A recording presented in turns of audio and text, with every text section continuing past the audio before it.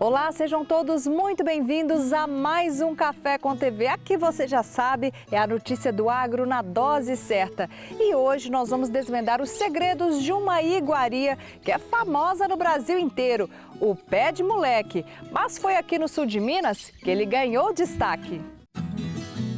O pé de moleque de Piranguinho tem tradição. Até um famoso poeta brasileiro descreveu essa iguaria. Daqui a pouco você vai saber quem é. E mais, o pagamento do Garantia Safra aos agricultores. Café, força para a economia de Minas Gerais. A produção do leite orgânico na Zona da Mata. Você vai saber quais cuidados são necessários para isso. E ainda tem receita especial. Café com TV, a notícia na dose certa.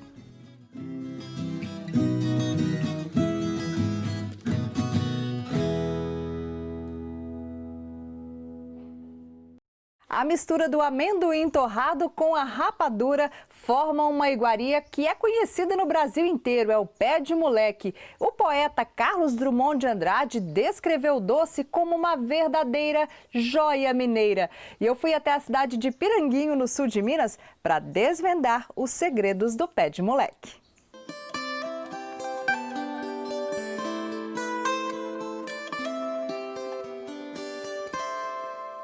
O tradicional pé de moleque, feito com rapadura e amendoim torrado, é típico da culinária brasileira.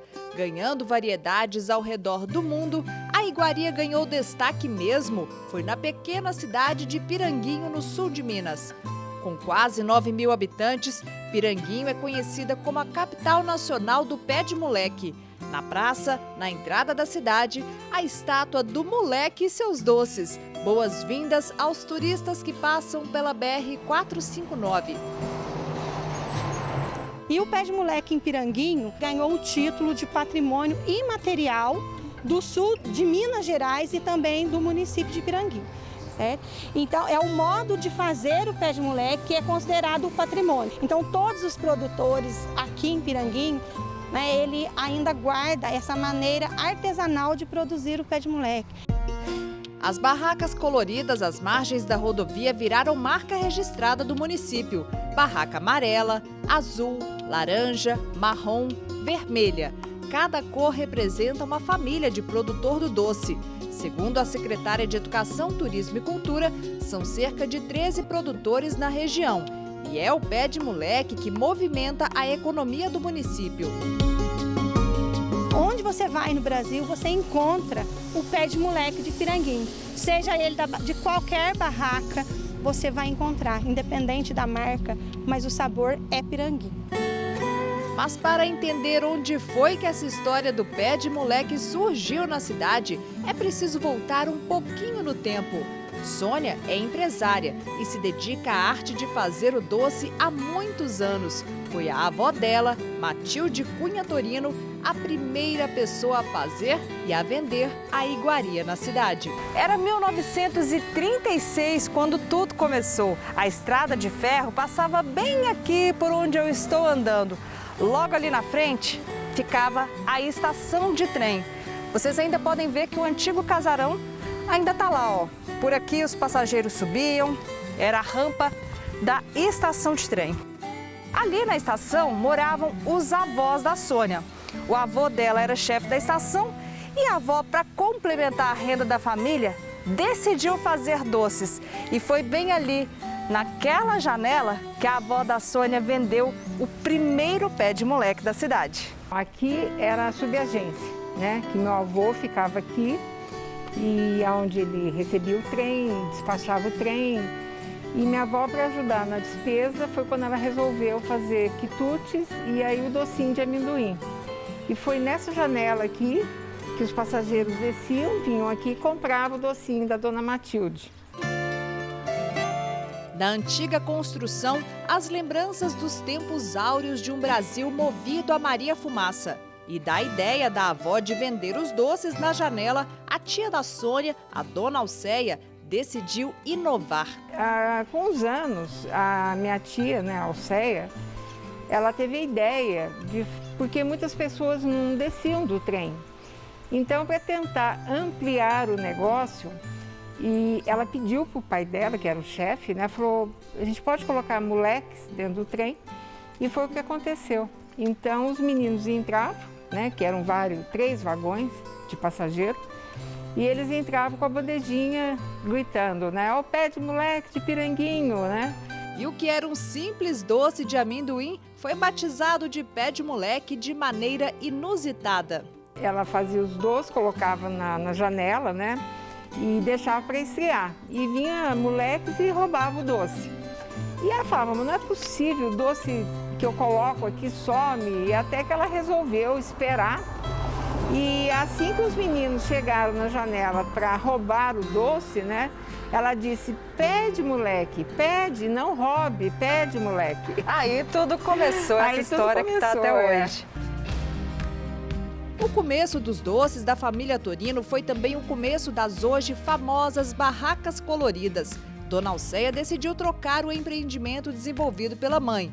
Muito visionária, quando a rodovia surgiu em meados da década de 1950, ela decidiu montar uma barraca para vender os quitutes da família.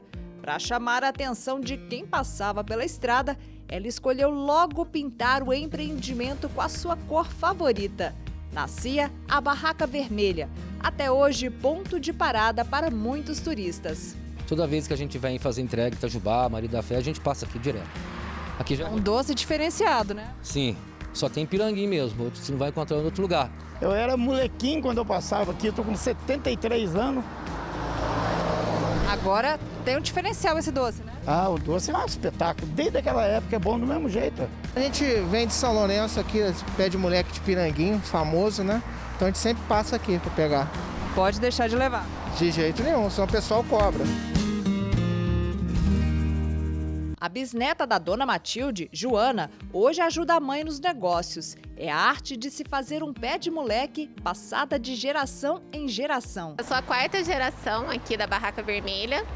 A minha mãe continuou na tradição do pé de moleque e eu e minhas irmãs, a gente resolveu inovar com novos produtos.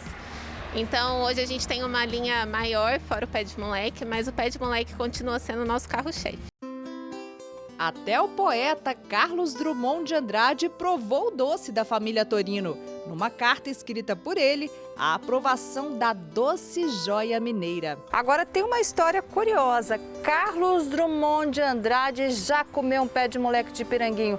Acredite ou não. É verdade, não é, Sônia? É verdade. Como que foi essa história? Então, Itajubá tinha um grande mestre da língua portuguesa, né, o Vander. E ele sempre foi nosso freguês e ele quis presentear o Carlos Drummond, né, com os pés de moleque aqui da Barraca Vermelha. E ele enviou os doces para ele e, gentilmente, ele enviou essa carta agradecendo e falando do nosso produto. O próprio Carlos Drummond, a punho, né, escreveu, eu posso ler? Ele disse assim, prezado Vander, que era o professor, estou gratíssimo pelas suas palavras e pelo presente que recebi. E tenho ainda na boca o sabor do sensacional pé de moleque, pura joia mineira. Mas ir em Piranguinho e não experimentar a famosa iguaria é missão impossível. O André faz pé de moleque há 9 anos. Agora tem um segredinho aí para fazer esse doce, né? Pior que tem. Tem que ter mão pra fazer, porque é complicado, viu? Bem complicado. Você aprendeu com seus tios? Com meus tios. Aí, aí foi ensinando, a gente fui aprendendo. Aí eu peguei. Aí eu continuei a fazer. Já vai muito tempo já fazendo doce. O tacho de cobre é um convite a degustar esse doce e a ver de pertinho como ele é feito. Agora, o diferencial desse doce aqui, ó, é esse tacho de cobre, gente. Isso aqui faz a diferença. Olha, faz sim, porque você vê, a gente tem aquela preocupação de todos os dias na parte da manhã, é feita toda aquela higienização, né? E então o tacho fica limpinho e dá outro gosto. O tacho, realmente, o cobre, ele dá um gosto diferenciado. E depois da rapadura chegar no ponto, é hora de acrescentar o amendoim. E aqui tem muita fartura. Com as mãos habilidosas do André, o doce ganha forma no tabuleiro.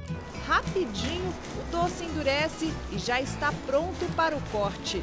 Daqui, os pedaços de pé de moleque seguem para a barraca. Agora chegou aquele momento, né, gente? Eu vim em Piranguinho para comer esse doce aqui, Sônia de Deus. O cheiro que tá aqui, eu vou comer da tábua. fresquinho, quentinho, acabou de sair.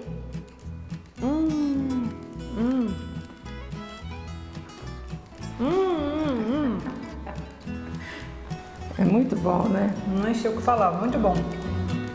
E se você é apaixonado por pé de moleque, Piranguinho te convida para uma viagem doce e crocante.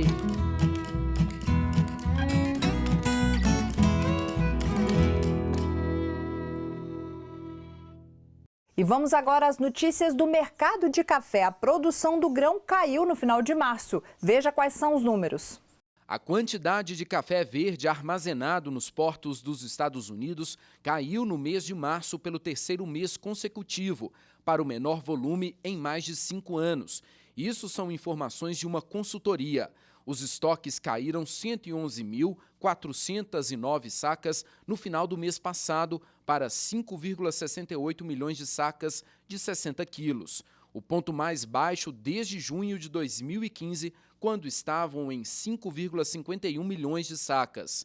Os níveis atuais de estoques de café verde no país, o maior consumidor mundial da bebida, permanecem acima das mínimas históricas, em torno de 4 milhões de sacas verificadas no ano de 2011. E o governo anunciou o pagamento do Garantia Safra aos agricultores. Vamos ver.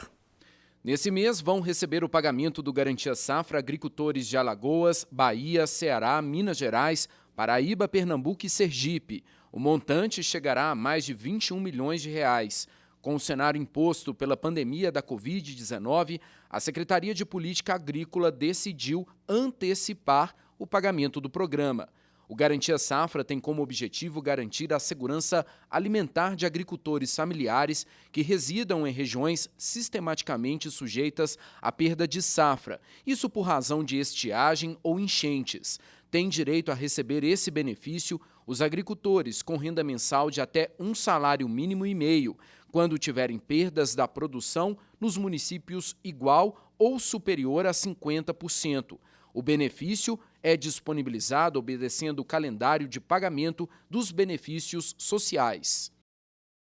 E vamos agora à análise de mercado com Lúcio Caldeira no quadro Palavra do Especialista.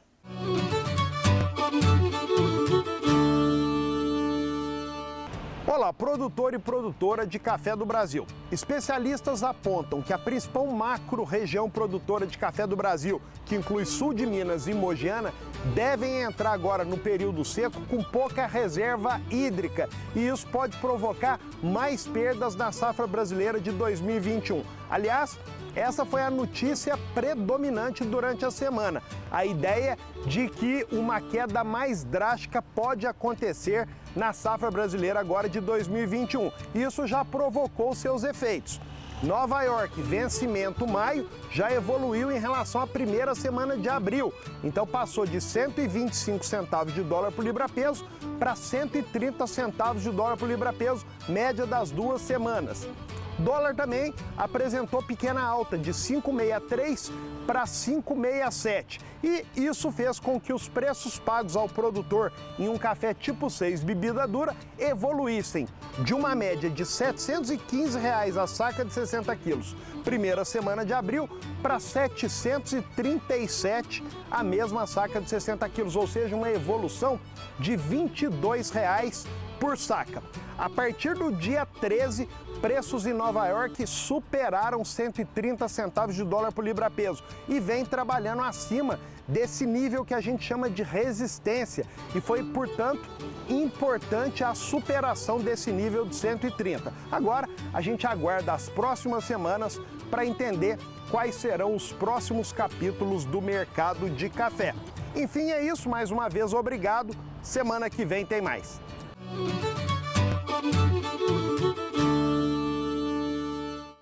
E a seguir, nossa equipe viaja até a Zona da Mata Mineira para falar da produção de leite orgânico. A gente volta já.